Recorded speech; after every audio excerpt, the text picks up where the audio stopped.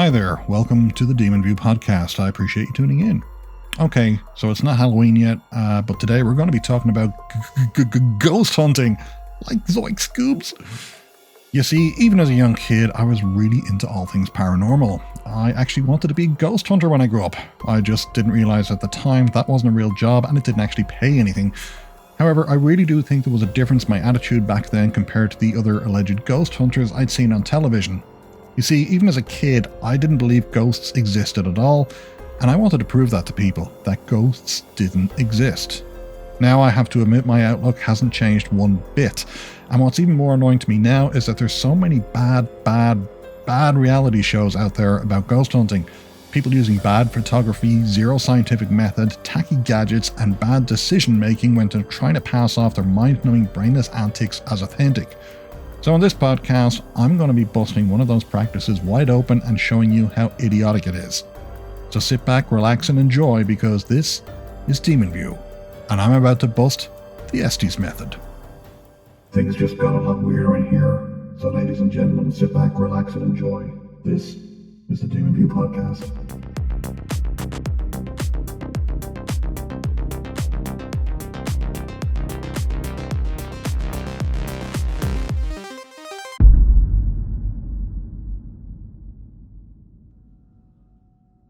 Hi there, welcome back to the podcast. I bet you weren't expecting this, but you know, I do have a love for all things paranormal. UFOs, strange, and the only thing I love more is proving that it's all a bunch of horsepucky. Now, I realize that there's going to be a lot of objection to this episode, and that's fine. We don't have to agree on everything. You may have your beliefs, and I have my facts. Your beliefs are completely made up and subject to your imagination, and my facts are grounded in reality and provable. The only way my outlook is going to change if someone can actually provide some factual proof of their claims, and I'm completely open to looking at that proof. Until then, though, I'm going to be a skeptic, so with that, let's talk about the Estes method. So, the Estes method. What the gosh darn heck is it? Well, the Estes method is apparently a paranormal investigation method used by so-called ghost hunters. A fellow called Carl Pfeiffer came up with this method when he was carrying out an investigation of the Stanley Hotel at Estes Park in Colorado. I hope I'm pronouncing that right. I do have a friend in Colorado. I think she works in Estes Park. So please, if you're listening, let me know if I'm pronouncing that right. Now, some claim that this hotel was what inspired Stephen King to come up with the novel The Shining. And so, what does the Estes method involve?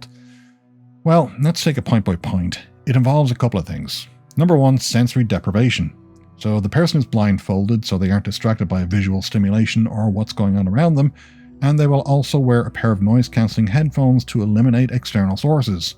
Then number two, those headphones are then connected to a spirit box, which is a device that scans through radio frequencies at random, and it's believed that it's a way of communicating between the living and the dead.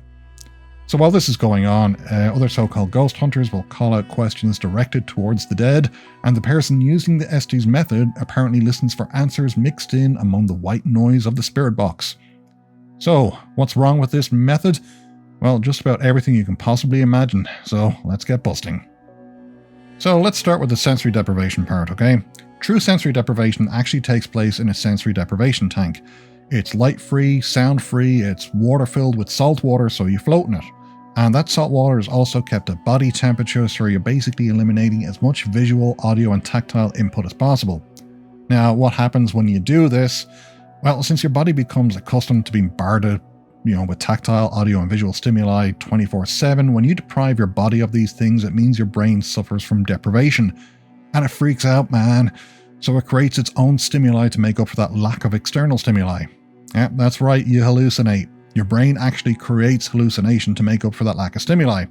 Now, you don't actually need a sensory deprivation tank to do this. I mean, it's the best and quickest way, but you can also do it by blindfolding yourself, listening to some white noise. In fact, others have used this method, and they've done it by cutting up a ping pong ball in half, filling it with soft cotton, covering their eyes and having a red light nearby while listening to that white noise.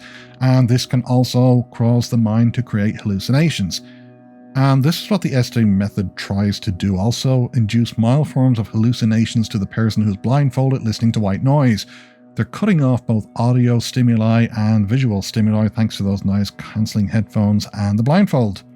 Now, but hey, wait, that's not all, because now we've gotten the subject to a state where they may start to hallucinate, so let's throw in something else to help them on their journey. Look, when that person has entered the state, their mind is highly suggestible. It's craving external stimulation, it's going to try and make sense out of bits of word, noise cues, and audio patterns, and that's where the spirit box comes in. Now, the spirit box, as I've already mentioned, is a device that scans radio frequencies at random. But have you ever wondered why it does this instead of just picking a frequency and sticking with it? Well, here's a little experiment you can try at home. All you need is a car radio or home stereo with a scan function, or hey, even one of those old AM radios with a manual dial. So what happens when you turn it on, hit that scan function, or start turning that dial? Well, no doubt you'll hear a lot of white noise, but every once in a while you're going to come across a radio station, hear bits of music, or hear a DJ talking before the radio moves to the next station. Now, do this rapidly enough without pausing on a station, and you'll only get bits and pieces of that, and your mind is going to try and create sense out of all that noise. It's like when you look at a cloud in the sky and think to yourself, wow, that cloud looks like the shape of a dog or a dragon or my mother-in-law. Your mind is doing the same thing with random noise and with just a few hints of patterns of speech and music. And this is what they call auditory pareidolia. And if I pronounced that wrong, I don't care. Your mind is trying to find patterns and any type of pattern at all in those random bits of noise. So why is this a bad ghost hunting method, scientifically speaking? Well, it's simple. The results are basically open to one single person's interpretation. Remember, only one person is using this Estes method while other people are standing around or walking around asking questions. We've already covered how this can induce a state of auditory pareidolia, but now their mind is kind of in a highly suggestive state too. Now, if you were to put 100 people in 100 separate rooms, give them all the exact same ghost box in the exact same conditions, guaranteed you ask a question, you're going to get 100 different set of results based on that person's personal mindset and suggestibility. So you don't have anything provable or measurable, you only have a result based on someone's interpretation. No one should have to be told how bad this is and why it's not something you should even be considering as an effective method for ghost hunting. Now at this point you may be thinking, well Ian, that's just your opinion. I'm sure an expert will be able to prove all of that is incorrect. Well, let's see what a so-called expert has to say about this and the contradictions that they started stating while they claim the virtues of a ghost box. And allow me to add the fact that these terms are interchangeable somewhat. Sometimes they call them spirit boxes, sometimes they call them ghost boxes, but either way what they should be calling them is complete horsepucky. That's the censored version. So this is what an expert had to say on the Estes method. Now this is taken from a website called hallowzine.com.au, a website that actually sells all things spooky and celebrates the fun of Halloween. If you're in Australia, go give it a visit. However, let's hear what they have to say about the Estes method. Okay. The sensory deprivation eliminates any stimuli that could potentially influence the blindfolded investigator's perceptions or interpretations of spirit box responses. By removing distractions and focusing solely on what is coming through the spirit box, investigators hope to discern any potential messages from the spirits. Yeah, but unfortunately the spirit box is also introducing random stimuli as it scans through radio station waves, and it's picking up bits and pieces of radio transmission, so it's not really kind of depriving them of anything, it's actually feeding them random patterns that they're going to interpret. It's a good idea to record your Estes session so that the response through the spirit box can be analysed later, and also, you have a record of what was said and whether you received any direct responses to questions. Okay, I'll give them full points on this one. This is actually a good idea, but only providing you have an unbiased person actually listening to the recordings also. They should be listening by themselves, not with the original person using the Estes method there, and give them a stopwatch, so they can actually mark when they think they've heard a response versus when the original person using the Estes method claims they heard a response. And I think that's a great way to see if there's any difference in the interpretation of what's being heard. After all, the original person says, right, I got my first response at 30 seconds, and the second person's listening and says, well, I don't hear anything strange until about 1 minute, 20 seconds. Yeah, then that's, kind of immediately saying, right, you both have two different frames of mind there, so you're not getting a direct response, you're just interpreting patterns both your own way. And while there's no current scientific evidence to support the effectiveness of the Estes method or any other ghost hunting technique, it has been widely reported that some people have reported experiencing paranormal activity or messages from the spirit world while using this method. Yeah, but without scientific proof or evidence, all you have is hearsay and anecdotal claims from unreliable sources. I think it would be better to say that such a method can be fun for amateurs, but in no way can be used to prove the existence of any type of paranormal activity. Does it get results? You'll have seen the Estes method used by investigators in locations around the world, and for the most part, their results are pretty compelling. No, they're not compelling at all. Provable, measurable results will be compelling. Random people making random claims about random things they think they heard is not compelling, not in the least. It's like claiming someone who has taken hallucinogenic mushrooms and then claims to have seen a UFO is compelling evidence. It's not. It's fun, it's interesting, it's not compelling. Now, I will credit the website with then making the following statement. While you should maintain a healthy skepticism, yeah, absolutely, you should have a healthy skepticism, certainly about anything not provable or measurable. the method could be an effective way to communicate with potential spirits. No, it can't, and can never be effective. It's open to interpretation by the subject in question. It is not effective at all. Investigators using the technique have reported that they received intelligent responses through the spirit box that are relevant to the location in history. Yeah, and such investigators have also claimed that tarot cards are real, Bigfoot is real, and they've contacted UFOs, they have psychic powers, and they're reincarnation of the Emperor Nero. Their claims mean nothing. What matters is the proof, and there is zero proof that this works or is effective. Why? Because it's not. And unfortunately for us, this gets worse, because then the statements just start to get, well, honestly, they start to get a bit weird.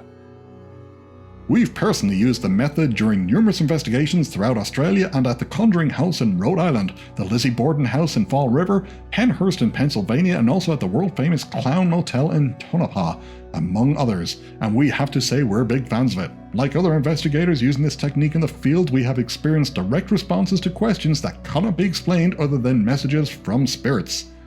Yes, it can be explained. Auditory pareidolia, the suggestibility of the person in question and the fact that they're listening to snippets of radio broadcast easily explains it all. It's far more believable and acceptable an explanation than I'm being contacted by a ghost who wants to buy me allergy medication and tune in to hear the latest chart hits on Kink FM.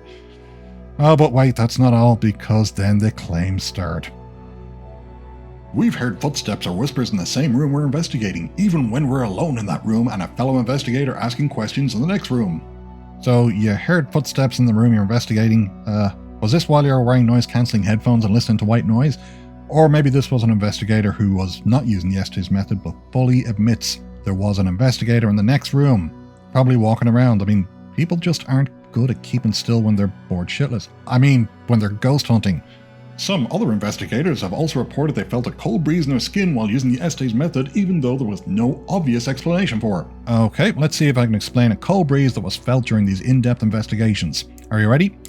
Conjuring House. It's an old farmhouse that looks like it's lacking insulation or double-pane windows. It probably doesn't have an effective thermal rating, and there's probably quite a lot of drafts present. The Lizzie Borden House in Fall River is also an older building, tall ceilings, lots of thermal variation present in the same room. Penhurst is an old abandoned building. Many rooms don't have windows or doors. Cold breezes can easily blow through the building. The Clown Hotel isn't even a haunted location. It's a motel that's decorated with clowns. This would give anyone the goosebumps because that's pretty fucking creepy. 30 seconds and I found some pretty obvious explanations. I think I should win a prize. Look, at the end of the day, what the actual facts are, it doesn't matter. It seems a majority of people who want to go ghost hunting simply don't care about facts. They just want to go and have some fun, get some spooky results to add to their beliefs that ghosts exist. The Estes method is in no way scientific. It's complete and utter horse pucky from a scientific point of view. That doesn't mean it's not fun, and if you're wanting to have some fun and a laugh with your friends, just go ahead and use the Estes method. But seriously, don't call yourself a paranormal researcher if you think this is an acceptable tool to use, because make no mistake, it is not. Not by a long shot or any stretch of the imagination. In fact, the only results you're going to get from this is because of your imagination. So folk, that's the DemonView take on the Estes method. However, it's not my opinion that matters, it's yours. Let me know what you think about the Estes method, and I'm going to put a link to one of those ghost boxes down below. You can try the Estes method out for yourself, and then let me know all about your experiences in the comments below, and I will share the best ones with a follow-up podcast. So, folks, I appreciate you tuning in, and until next time, cheerio.